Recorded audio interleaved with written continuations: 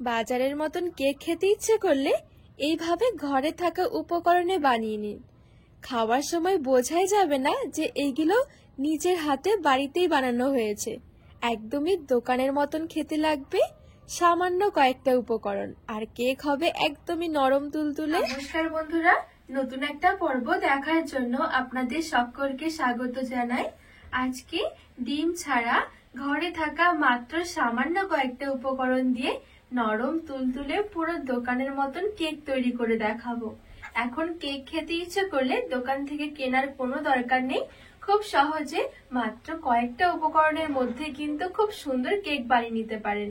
তো চলুন খুবই সহজভাবে বানিয়ে দেখাবো, আশা করছি আপনাদের অনেক ভালো লাগবে। তো এই কেক বানানোর জন্য সব থেকে প্রয়োজন হচ্ছে মেজারমেন্ট। তো মেজারমেন্ট কাপ না থাকলে ঠিক আমার মতন এরকম একটা বাটি নিয়ে নেবেন, যে কোনো একটা বাটি নিলেই হয়ে যাবে। তো সেই বাটি মেপে পরপর সব জিনিসগুলো দিতে হবে। এবারে বাটির মধ্যে একটা চালনি বসিয়ে আমি ঠিক ওই বাটি মেপেই এক বাটি নিয়েছি ময়দা। চাইলে কিন্তু আপনারা এই ময়দার পরিবর্তে আটা দিয়েও তৈরি করতে পারেন। এবারে চালনির মধ্যে নিয়ে নেব, ময়দাটা একটু চেলে নেব। আর সাথে নিয়েছি 1 টেবিল চামচ বেকিং পাউডার। এবারে ময়দা আর বেকিং পাউডারটা আমি একটু চেলে নেব।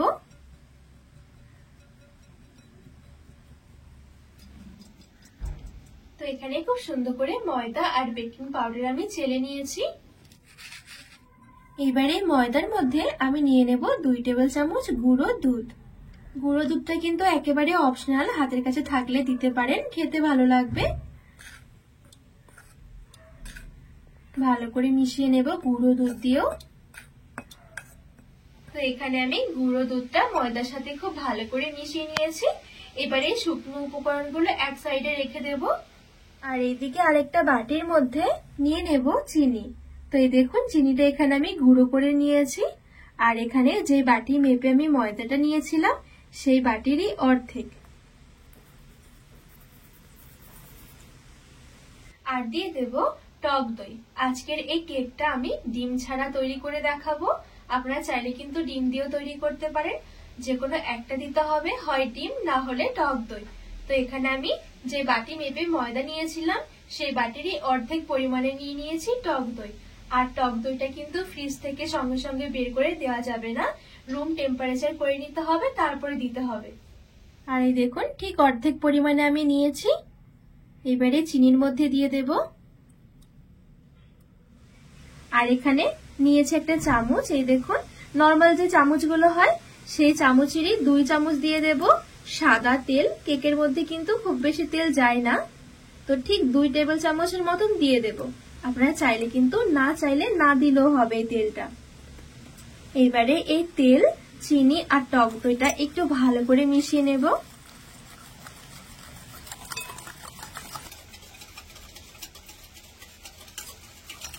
তো এখানে খুব ভালো করে দেখুন আমি মিশিয়ে নিয়েছি। আর এখন দেখুন খুব সুন্দর কিন্তু একটা ক্রিমের মতন হয়ে গেছে। এই দেখুন এই পর্যায়ে কিন্তু একটু ভালো করে মিশিয়ে নিতে হবে এই টক দই, চিনি আর তেলটা।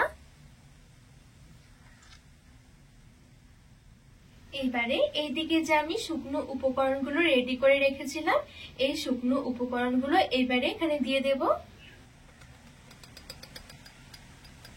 এবারে ভালো করে মিশিয়ে নেব।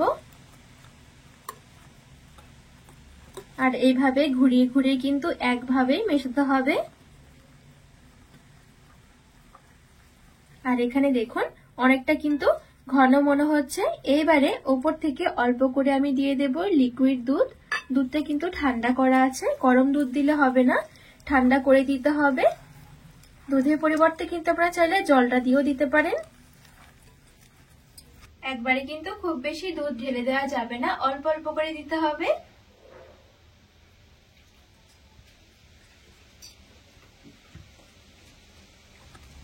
তো এখানে অল্প অল্প করে লিকুইড দুধ দিয়ে আমি খুব সুন্দর করে দেখুন একটা গোলা বানিয়ে নিয়েছি।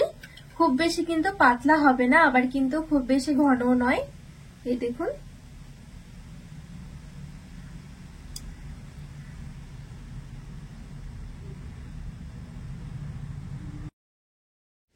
আর এই কেকের মধ্যে দেওয়ার জন্য আমি এখানে কিছুটা ড্রাই ফ্রুট নিয়েছি। আপনাদের হাতের কাছে যে কোনো ড্রাই ফ্রুট থাকলে হয়ে যাবে। এই দেখুন এখানে কিছুটা আলমন্ড আমি একটু কুচু কুচু করে নিয়েছি, আর এখানে নিয়েছি কিছুটা কিশমিশ, আর এখানে একটুখানি নিয়েছি কাজু বাদাম, আর এটা এমনি নর্মাল যে চিনে বাদামগুলো হয় সেটা, আর একটু নিয়েছি আমসত্ত্ব। এইবারে দিয়ে দেব 1 টেবিল চামচের মতন ময়দা। ময়দা দিয়ে খুব ভালোভাবে ড্রাই ফ্রুটের মধ্যে একটু মিশিয়ে নেব। এক এক সময় দেখবেন ড্রাই ফ্রুট কেকের মধ্যে দিলে তখন কিন্তু নিচে বসে থাকে। এই ময়দা দেওয়ার কারণে কিন্তু খুব সুন্দরভাবে কেকের মধ্যে থাকবে আর নিচে থিতিয়ে পড়বে না। তো এখানে এবারে আমি ড্রাই ফ্রুটগুলো কেকের ব্যাটারে দিয়ে দেব। আর এখানে নিয়েছি 1/2 টেবিল চামচের মতন ভ্যানিলা এসেন্স। দিলে কিন্তু খুব সুন্দর একটা ফ্লেভার আসে, পুরো দোকানের মতন লাগে কেকগুলো খেতে। এবারে ভালো করে মিশিয়ে নেব।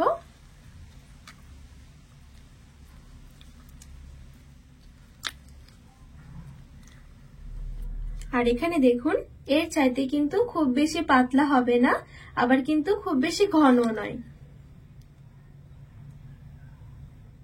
এখন কিন্তু কেক তৈরি করার জন্য ব্যাটারটা রেডি হয়ে গেছে। এবারে কেক বসানোর জন্য আমি এখানে একটা স্কোয়ার টাইপের মোল্ড নিয়েছি। যদি এরকম মোল্ড না থাকে যে কোনো টিফিন কৌটোর মধ্যে কিন্তু বসাতে পারবেন। এবারে দিয়ে দেবো 1 টেবিল চামচ তেল, সাদা তেল। তেলটা দিয়ে চারদিকে একটু ভালো করে লাগিয়ে নেব। তো এখানে দেখুন এই মোল্ডের মধ্যে খুব ভালো করে আমি তেলটা লাগিয়ে নিয়েছি। এই পর্যায়ে দিয়ে দেব 1 টেবিল চামচ ময়দা। যদি হাতের কাছে বাটার পেপার থাকে তাহলে কিন্তু এই পর্যায়ে বাটার পেপার দিয়ে দিতে পারেন, আর যদি না থাকে তাহলে এইভাবে করে কিন্তু ময়দা দিয়ে একটু কোট করে নিতে পারেন। খুব সুন্দর বাটার পেপারের কাজ করবে। তো এই দেখুন ময়দা দিয়ে আমি পুরো মোল্ডটাই এরকম করে কোট করে নিয়েছি। এবারে এদিকে যে কেকের জন্য ব্যাটার রেডি করে রেখেছিলাম, এবারে মোল্ডের মধ্যে নিয়ে নেব।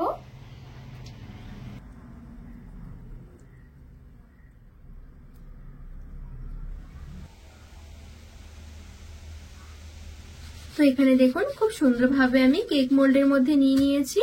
এবারে এভাবে করে একটু ঝাঁপিয়ে নেব, তাহলে ভেতরে হাওয়া থাকলে বেরিয়ে আসবে। এবারে কেকটা বসানোর জন্য আমি এখানে একটা বড় কড়াই নিয়েছি, আর এই কড়াইয়ের মধ্যে এই দেখুন আমি এরকম নরমাল যে খাতার পেজগুলো হয় এই পেজগুলো নিয়েছি। এটা করলে কিন্তু কেকের মধ্যে খুব সুন্দর একটা কালার আসে। এবারে কড়াইয়ের মধ্যে দিয়ে দেব।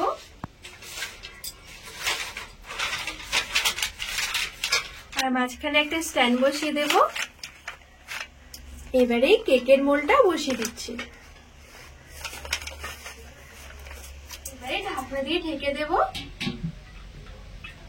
আর উপরে এরকম একটা ভারী জিনিস চাপিয়ে দিচ্ছি। তো আমি এখানে নড়া দিয়েছি।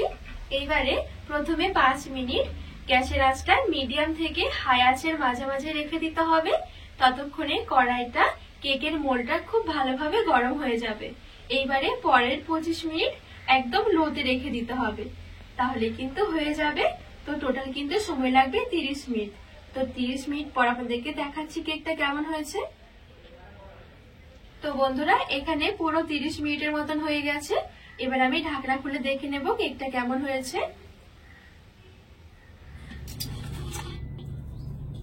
তো এই দেখুন 30 মিনিটের মধ্যে কত সুন্দর কেকটা হয়ে গেছে। এবারে উপর থেকে একটা কাঠি দিয়ে চেক করে নেব। এই দেখুন কাঠিটা কিন্তু পুরো ক্লিয়ার বেরিয়ে এসেছে। যদি কাঠির গায়ে একটু কেকের ব্যাটার লেগে থাকে তাহলে কেকটা কিন্তু আরেকটু সময় ধরে বেক করে নিতে হবে। এবারে আমি এই কেকের মোল্ডটা বের করে ঠান্ডা করে নেব ভালো করে। আর এই দেখুন এখানে যেহেতু আমি কাগজ দিয়েছিলাম, কাগজটার জন্য কিন্তু কেকের মধ্যে খুব সুন্দর কালার আসে। আর কাগজটা দেখুন কত সুন্দরভাবে পুড়েছে। এই থেকে কেকটা আমি খুব ভালোভাবে ঠান্ডা করে নিয়েছি। অবশ্যই কিন্তু কেকটা কাটার আগে একটু ঠান্ডা করে নিতে হবে। এবার ছুরির পেছনটা দিয়ে একটু সাইডগুলো এভাবে করে ছাড়িয়ে নিতে হবে, আর উপর থেকে একটা থালা দিয়ে উল্টে এইভাবে করে একটু বের করে নেব। খুবই সহজভাবে মোল্ড থেকে কিন্তু বেরিয়ে আসবে। এই দেখুন, আর কেকটা এখানে দেখুন কত সুন্দর হয়েছে আর কত নরম তুলতুলে হয়েছে। দেখুন এত সুন্দর যে কেক তৈরি করা যায় না দেখলে কিন্তু বিশ্বাসই হবে না। এবারে একটা ছুরি দিয়ে পিস পিস করে কেটে নেব। তো এখানে চৌকো শেপ করে কেকগুলো আজকে কেটে নেব।